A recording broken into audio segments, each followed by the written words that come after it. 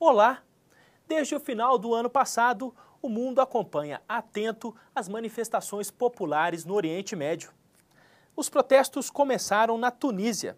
Numa espécie de efeito dominó, rapidamente se espalharam por outros países da região, entre eles o Egito, a Líbia, a Jordânia e a Argélia. Nas ruas, o povo exige a saída de governos ditatoriais que estão no poder há décadas. E para falar um pouco mais sobre o que está acontecendo no Oriente Médio, nosso convidado é Dani Zaredini, professor e coordenador do curso de Relações Internacionais da PUC-Minas. Olá, professor, tudo bem? Tudo bem, obrigado pelo convite. Professor, eu gostaria de entender um pouco qual a origem e os motivos dessas manifestações populares nesses países do Oriente Médio. O Oriente Médio, historicamente, teve uma importância geopolítica muito grande para o mundo, né? Se observarmos aquela região, ela é basicamente a soldadura entre África, Europa e Ásia. Pontos de passagem entre a Europa e África, como é o Canal de Suez, pontos de transição entre o Oriente Médio e a Ásia e o Extremo Oriente. E um outro elemento do ponto de vista econômico que surge principalmente, né, no século XX, início do século XX, é a presença de grandes reservas de petróleo. Então, o Oriente Médio, além de ser, né, o berço do cristianismo, do judaísmo, do islamismo, ser uma região que conecta os três, né, não vou falar dos três mais importantes, mas dois grandes continentes e um continente relevante para a política internacional, que é a Europa, né, e a Ásia e a África, e a presença de petróleo, faz com que esta área seja quase que central, quase que um coração do mundo. Agora, professor, o que levou o povo às ruas? Quais foram os fatores motivadores? Tudo se inicia com a Tunísia e depois se alastra para a Argélia e, por fim, alcança o Egito, né? A gente sabe que existem chavões acerca dos conflitos do Oriente Médio. Muitos insistem em dizer que os conflitos do Oriente Médio são conflitos religiosos. E o que nós vivenciamos hoje naquela região não é um conflito religioso. O que nós vivenciamos é uma nova primavera dos povos do Oriente Médio. Povos que discutem e que não aceitam uma situação que diz respeito à dignidade humana. Então, o que levou, né, em primeiro lugar, à transformação daquelas sociedades que se iniciou na Tunísia? O Egito possui quase 50% da sua população abaixo da linha da miséria. No Egito, aproximadamente 60% da população é alfabetizada, o restante é analfabeta. Nós estamos falando de um país que é extremamente importante para aquela região, com maior população entre os árabes, entre os países árabes, lembrando que nem a Turquia e nem o Irã são países árabes, e um país que possui um papel político central nas relações entre os árabes e Israel e o Ocidente.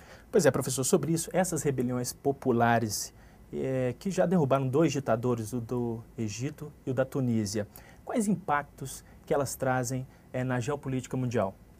Olha só, com a pressão popular que ocorreu na Tunísia, fez com que Ben Ali saísse do poder, e depois a pressão no Egito, e Mubarak também sai do poder, nós temos dois desdobramentos possíveis. O primeiro deles, um processo de democratização que pode se expandir pela região. Mas esse processo democratizante, ele não é necessariamente o que os ocidentais, né, o que os Estados Unidos, o que a Europa imagina ser democracia egípcia ou democracia tunisiana. Eu acredito que alguns fundamentos principais, como o direito a se expressar livremente, o direito de associação política, possibilidade de eleger os seus governantes, reformas constitucionais que diminuam a possibilidade de corrupção ou de manutenção de feudos na política, isso vai transformar não só o Oriente, não só o Egito ou a Tunísia, e sim todo o Oriente Médio, né? É claro que essa é o que nós assistimos no Egito é uma revolução de fato. E essa revolução ela vai transbordar. E esse transbordamento pode gerar outros governos caírem ou transformações constitucionais. Então nós não vamos ver uma série de governos saindo do poder, mas nós assistiremos transformações constitucionais possivelmente nesses países árabes. Essas ditaduras desses países eram ou são aliadas dos Estados Unidos? E com essa crise, os Estados Unidos perdem algum poder de influência nessa região? é uma situação interessantíssima, porque o Egito, eu vou focar no Egito, mesmo sabendo que o problema da Líbia se aprofunda e talvez seja o próximo governo a cair, né? Não estou afirmando que vai acontecer isso, mas que existe uma divisão muito forte para que isso venha a acontecer, né? Mas no caso do Egito, após a morte do presidente Nasser e com a entrada do presidente Anwar el-Sadat, e que resolve os problemas de guerra com Israel, com os tratados de Camp David, a relação entre o mundo árabe pró-Ocidente foi encabeçado pelo Egito. O Egito é um dos aliados mais importantes que os Estados Unidos têm na região. E o presidente Mubarak, recém-ditador Mubarak, né? É interessante porque há um mês isso mudou de nome, nós nunca escutamos falar o ditador Mubarak, de uma hora para outra se torna presidente, se torna ditador, né? Perdão. Isso é fruto de uma transformação política na região. Então, o primeiro desdobramento possível que vai acontecer é que não dá para prever se o próximo governo egípcio será tão alinhado com o governo americano, né? Com o governo estadunidense. Porque eles tiraram um aliado especial, um aliado firme que eles tinham na área. Agora, há a possibilidade de um processo de transformação que é mais natural, que é mais duradouro, que é melhor, que as próprias instituições, né, egípcias vão permitir essa metamorfose. E aí sim, um processo de respeito às candidaturas políticas, respeito à livre opinião popular, e isso, em certa medida, pode ser bom não só para os Estados Unidos, para todo mundo. Eu não acredito que haja um movimento radical, fundamentalista islâmico no Egito, que possam... Todo mundo fala, nós temos medo da Irmandade Muçulmana. A Irmandade Muçulmana não é um movimento violento, pelo contrário, né?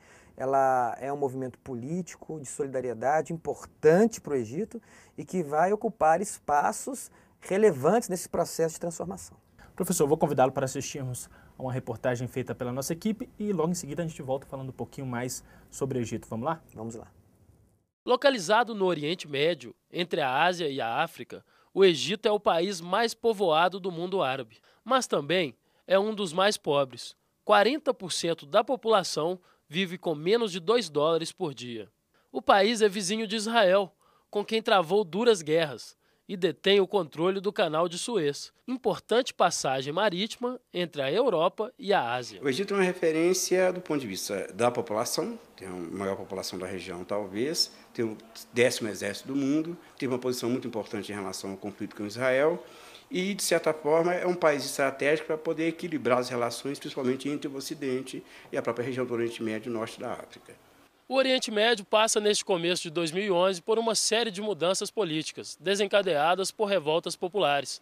No Egito, após 30 anos no poder, o ditador Hosni Mubarak renunciou após grande apelo popular. Milhares de pessoas foram às ruas.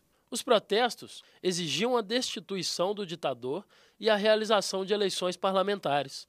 Os ativistas também protestavam contra a pobreza e a repressão.